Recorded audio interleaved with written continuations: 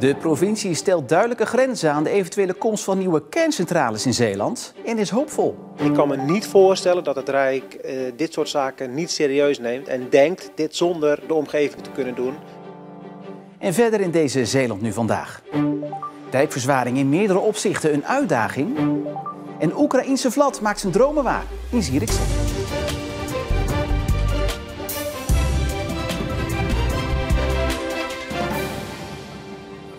Goedenavond. Geen koeltorens, geen nieuwe hoogspanningsmasten en de natuurbuffer Sloerand is heilig. Dat zijn de belangrijkste eisen die de provincie Zeeland stelt aan de eventuele komst van nieuwe kerncentrales. Als niet aan deze voorwaarden wordt voldaan, dan werkt de provincie niet mee aan de komst van die nieuwe centrales. Bij mijn studio aangeschoven Remy Oppeneer, ja, dat is duidelijke taal. Ja, ze stellen duidelijke grenzen, maar ja, zoals al langer bekend, het is het Rijk die uiteindelijk beslist. Dus de invloed van de provincie is redelijk beperkt. En daarnaast geeft de provincie zelf ook al aan dat ze met het Rijk geen ruzie zullen krijgen over deze voorwaarden. We hebben onderscheid gemaakt tussen no-go's, dus voorwaarden waarvan wij zeggen gewoon niet. En zaken die onderzocht, uitgezocht moeten worden en waar we op terug gaan komen. Ik kan me niet voorstellen dat het Rijk dit soort zaken niet serieus neemt en denkt dit zonder de omgeving te kunnen doen. Sterker nog, wij zullen ze dat sterk onderraden. En ik weet ook dat het demissionaire kabinet, maar ook eigenlijk alle partijen die in de verkiezingstijd iets hebben gezegd over kernenergie, vinden dat het met de inwoners en met gemeente en provincie moet. Dus die situatie zal nooit bestaan. Ja, Remy, hoe zijn deze voorwaarden eigenlijk tot stand gekomen? Ze werden op verschillende manieren verzameld. Mensen konden via internet zich uitspreken hierover. Er waren gesprekken met jongeren, bedrijfsleven, gemeenten, waterschap, allerlei maatschappelijke organisaties. Ja, die zijn allemaal verzameld en samengesteld in één pakket. Ja, nu hebben wij vorige week een hele serie reportages uitgezonden vanuit Engeland. Daar was heel veel te doen over de komst van een kerncentrale. En zij zeiden, het toverwoord is compensatie. In hoeverre is dit al terug te vinden in dit pakket? Ja, hier spreekt de provincie over kansen. Maar in principe komt het in grote lijnen op hetzelfde neer. Het zijn geen dealbreakers, maar mogelijkheden voor de provincie. En die wil de provincie Zeeland vooral gebruiken om het leef-, woon- en werkklimaat, zoals ze het zo mooi noemen, te verbeteren. Moet je denken aan een opleiding op nucleair gebied in Zeeland. De infrastructuur en mobiliteit moet verbeterd worden. Dus wegen, OV bijvoorbeeld. Ja, dat zijn dingen waar je dan aan kan gaan denken. Maar goed, dat is allemaal nog toekomstmuziek. Het zijn mogelijkheden, nog geen eisen.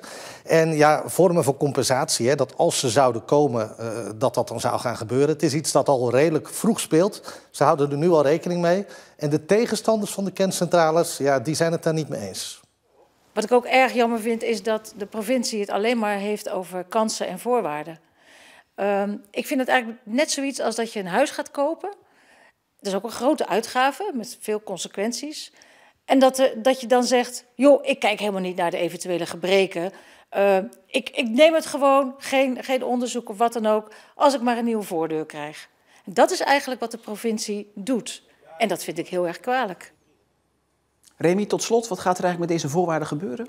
Die worden samen met de voorwaarden van de Borstelse voorwaardengroep verzameld, aangeboden aan het Rijk. Ja, en dan hangt het er heel even vanaf wat het nieuwe demissionaire kabinet gaat doen. Maar ze hopen voor de zomer van 2024 een reactie te krijgen. Remy, dankjewel. Bij Scharendijk is vanmiddag een 75-jarige man om het leven gekomen bij een ongeluk. De auto raakte op de Elkerzeeseweg door nog onbekende oorzaak van de weg en kwam aan de andere kant van een sloot in een weiland tot stilstand. De opgeroepen hulpdiensten konden niks meer betekenen voor het slachtoffer. De politie doet onderzoek naar het ongeval. De Elkerzeeseweg was daarom enige tijd afgesloten voor al het verkeer. Bas Eenhoorn, hier op Archiefbeeld, is aangesteld als verkenner in de gemeente Sluis. De oud-burgemeester en voormalig partijvoorzitter van de VVD moet de politieke crisis waarin de gemeente verkeert oplossen. Er is al maanden onrust binnen de gemeente Sluis. In oktober stapte de VVD uit de coalitie en afgelopen week volgde de PvdA, waarna alleen Sluis lokaal overbleef. Naast gesprekken over de coalitie zal Eenhoorn ook de cultuur binnen de gemeenteraad aan de kaak stellen. Het aantal passagiers van buurtbus Flex in Rijmerswaal is niet toegenomen. Toch noemen de initiatiefnemers de pilot een succes. Dat bleek vanmiddag bij de presentatie van het evaluatierapport over de buurtbus in Rilland. De bus, die wordt bestuurd door vrijwilligers, reed de afgelopen 2 jaar op proef tussen de ochtend- en avondspits. Voor €2,5 worden bewoners van Rijmerswaal in de gemeente overal naartoe gebracht. Er zijn tijden dat je eigenlijk helemaal geen passagier hebt, tot onze grote teleurstelling. Maar ja, of de duivel ermee speelt, gistermorgen had ik er 10. We hebben het reizigersaantal kunnen behouden, maar met een grotere tevredenheid. Omdat mensen uiteindelijk flexibiliteit willen. Ze willen vertrekken op het moment dat het hun uitkomt of dat ze ergens moeten zijn. En daaraan voldoet dit project en daarom ben ik blij. De Flexbus is een proefproject voor het nieuwe mobiliteitsplan van de provincie. Volgend jaar wordt er ingezet om meer passagiers in de bus te krijgen. En de dijkverzwaring bij Hansweert is al bijzonder vanwege de hoge kosten, waarmee het de duurste dijk van Nederland wordt. Maar er is nog iets wat het project bijzonder maakt. En dat is het gebruik van elektrisch aangedreven materieel. De opsomming is lang, maar klinkt als een snoepwinkel voor liefhebbers van elektrisch aangedreven machines. Dan moet je denken aan grote hydraulische graafmachines zoals die hier staan. Een batterijpakket om die machines op te laden. Maar we hebben ook elektrische spuitmachine, elektrische wals voor de asfalteerwerkzaamheden. De bulldozers, etc. die in de verloop van de tijd hier bezig zijn. De inzet ervan is goed voor het milieu, maar vergt wel de nodige planning. Daarom mag er niks tegen zitten. Het vraagt gewoon een andere planning. Dus dat is een tijd te laden. Dus je kan niet zo makkelijk met een dieselkarretje langskomen om even te tanken. Je moet echt vooruit plannen. Tot nu toe gaat het goed en lopen de werkzaamheden op schema. Gevlucht voor het geweld en nu weer gelukkig. Dat durft de 19-jarige Vlad Mazur, die nu bijna 2 jaar in Zierikzee woont, wel te zeggen. Ondanks dat het geweld in zijn thuisland Oekraïne doorgaat, is hij begonnen aan een ander leven. Eentje waarin een droom is uitgekomen als cocktailbartender. Voordat Vlad met zijn ouders en broertje naar Nederland vluchtte, was hij een middelbare schoolstudent. Die eigenlijk nog niet wist wat hij wilde worden. De oorlog bracht hem naar Zierikzee. Hij begon als ober in een café en pakte niet veel later zijn kans om hier aan de slag te gaan als bartender. That year was pretty intense for me because that was my first thing which I started really seriously. I finished the course for bartending. That was like a start of my career. And I really enjoyed it, I need to say, and I still do.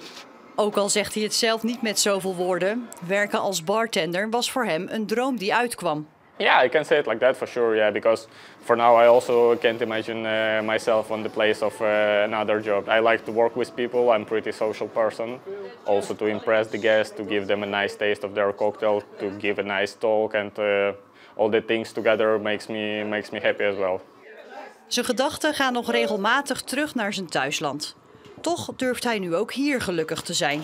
Especially on the first months of being here, I was feeling really guilty in the kind that everybody is there and I went here. Why can't I help my country? But from now I'm earning a good money here, so I can also help my army by donating money. So it also helps them and maybe even more than I would be there as well.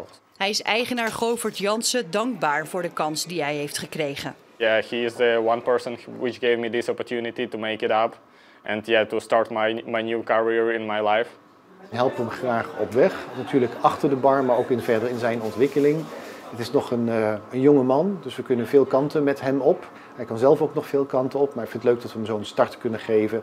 En we hopen dat Vlad ook nog een tijdje bij ons wil blijven. Wat en waar de toekomst Vlad brengt, daar durft hij nog niet over te dromen. Maar voor nu is hij blij met waar hij staat. Have a good job, it's one thing, but also to love your job, that's another thing. And I really love my job, so I guess it goes good.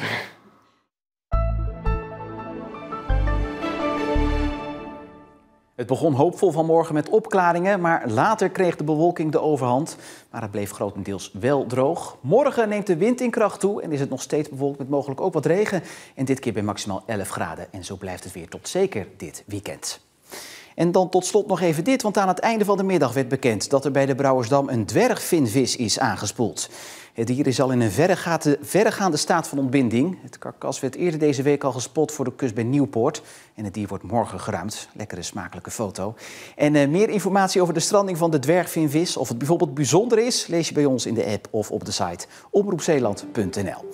En tot zover deze Zeeland Nu voor vandaag. Nog een hele fijne avond.